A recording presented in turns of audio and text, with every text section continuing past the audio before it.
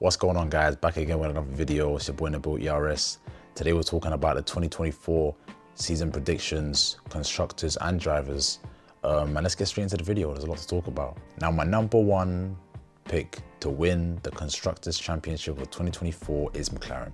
Now, I know a lot of people are going to be straight away scratching their heads going, McLaren, how would they win it over Max? Let's just start with what they've been able to achieve in 2023, because obviously that's very relevant and telling for the next season. I mean, they came into the season a back marker in Bahrain. You know, they didn't have the pace at all, and they were able throughout the season to gain over a second in hand, you know, to be able to bring a second and to really, they were completely, you know, got rid of the gap between them and Red Bull. It was over a second in Bahrain, and by the end, 2-3 tenths. I think that just demonstrates, you know, the capability of their team and how well they're working. You know, Andrea Stella and the whole team, they've obviously got their heads wrapped around the regulations, you know, and they're beginning to understand it and get some real depth in it, you know, to really come up with these upgrades and these concepts. And I think into 2024, that's going to help them to really bring a car that's, you know, able to fight the Red Bulls.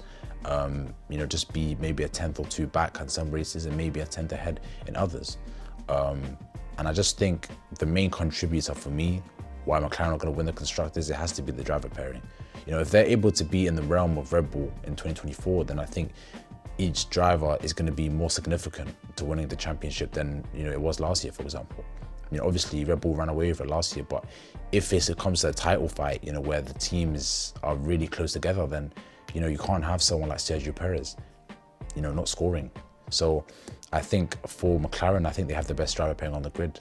I think Oscar Piastri is a brilliant driver, brilliant rookie in his first season. He had a, you know, wonderful season, and I think he's got the ability to be right there with Lando Norris. And, you know, it's already known, you know, do I have to speak that Lando's a top 5 driver? It's been established. You've seen what he's been able to do. I mean, what he's been able to achieve is brilliant. I just think together as a team, the teamwork, the chemistry, I think is good. You know, when you compare it to something like Mercedes, right?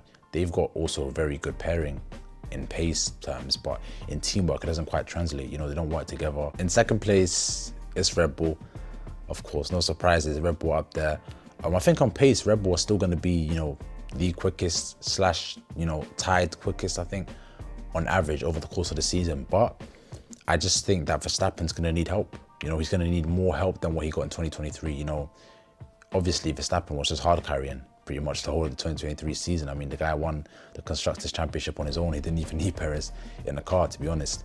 But in 2024, I just don't think that's going to be the case. You know, we've seen the gaps close, and I think Red Bull will start to plateau a little bit, not quite get the same gains that they were getting now. Sure, I know a lot of people talking about Adrian Newey coming up with this new concept. He was speaking with Eddie Jordan towards the tail end of last season about, you know, a new concept being brought to the 2024 car, but I don't think they're going to take such a risk. You know, when they're at the top already, they've got the most to lose. So to bring a new concept in, it could go as wrong as it might go right. So I don't think they're going to take such a risk like that. And I just think because of that, they may be slightly on the back foot coming into 2024 compared to some other teams.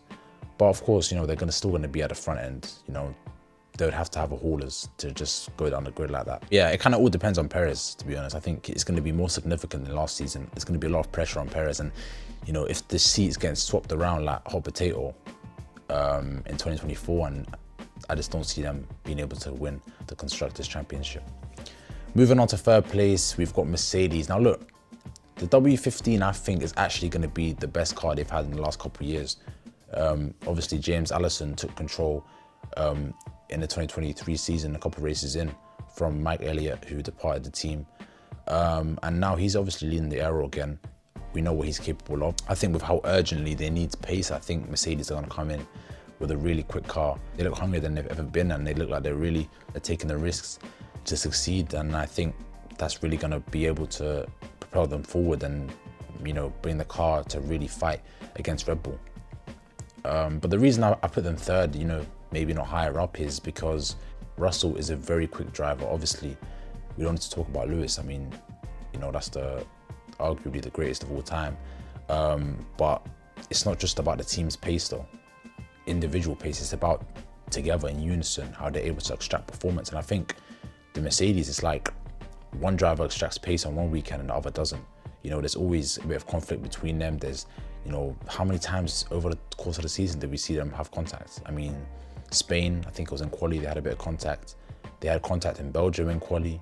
They had obviously contact in Qatar, Japan, they were getting each other's way. So it's like, if they get to a position where they're able to really fight for a world title, right, in the constructors and in the drivers, I think they're going to be more harm than good to each other, and that's just going to take away points from each other, from the team, and I think that's just going to cost them the constructors title. Moving on to 4th place, we've got Ferrari.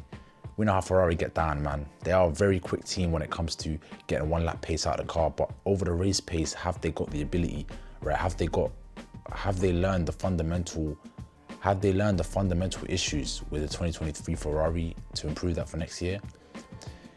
I'm not sure I've got that faith in them. You know, obviously they're completely changing the car for 2024. They're scrapping this year's car to try and gain the speed, to try and gain the lap time.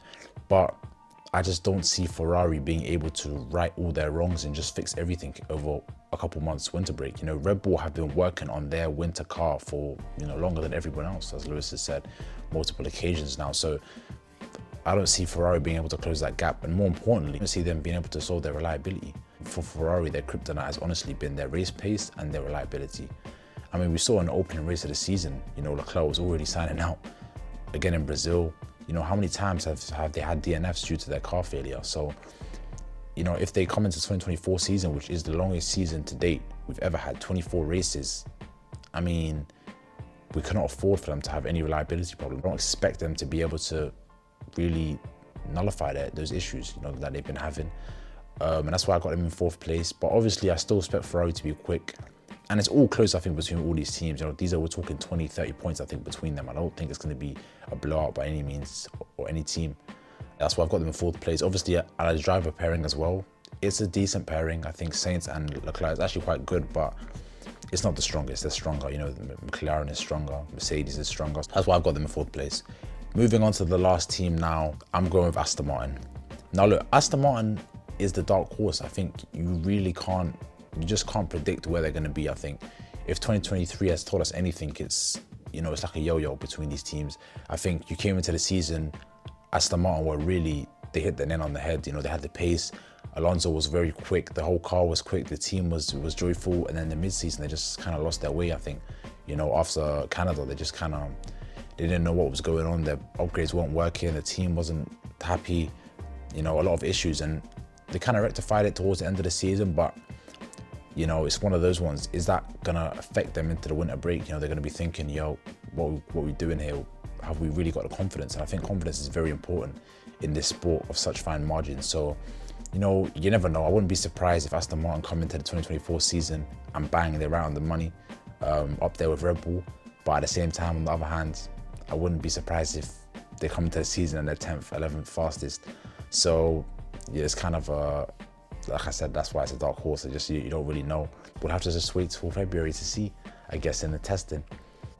Even in testing, to be honest, I think you have to wait to the race, honestly. I think you honestly have to wait till qualifying to really get a real hand on how fast the cars are in Bahrain. So that's my predictions for the Constructors' Championship top 5. Now let's get into the drivers. I think the top 5 drivers. Our first place, I've got Lewis Hamilton.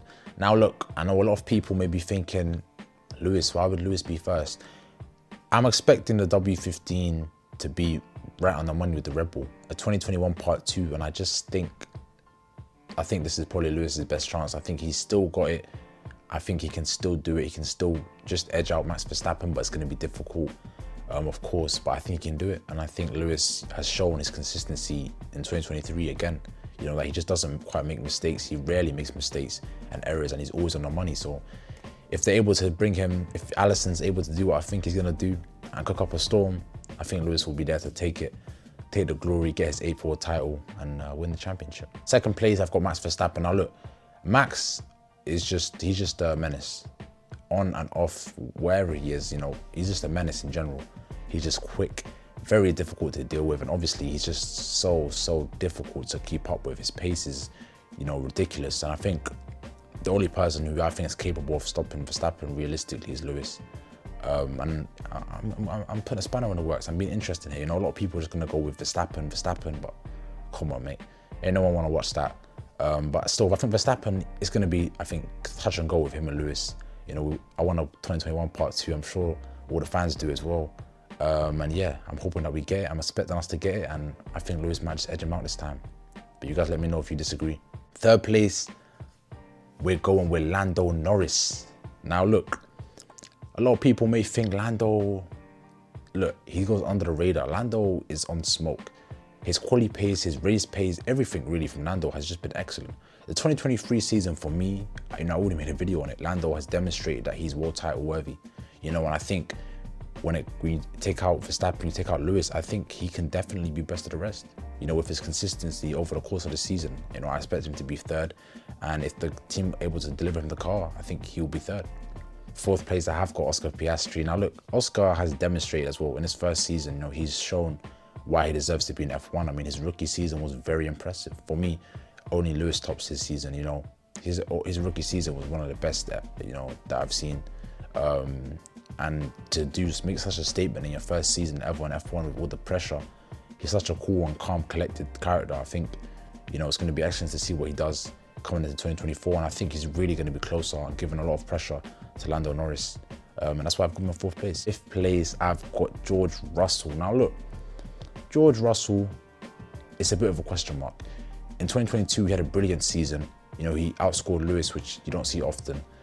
But in 2023, we just, maybe it's recency bias for me, but I just don't know if George has that consistency in him. If he's, he is prone to making occasional mistakes. And I think if 2024 is going to be as close as we're expecting it to be between all the teams, he can't afford to do that. And I think one or two mistakes over the course of the season might cost him 2-3 positions in the Drivers' Championship. A possible third may turn into the fifth or sixth. So that's why I've got him in P5. But look, I'm hoping he proves me wrong. And that's just a blip. And I hope he comes back in 2024 stronger. But we have to wait and see till Bahrain for that. You guys let me know what you guys think in the comments. This is my top 5 in the constructors, top 5 in the drivers. If you guys disagree, let me know what you think. Hit the like button, smash it, subscribe, and I'll see you guys in the next video, man. We out here, man. Peace.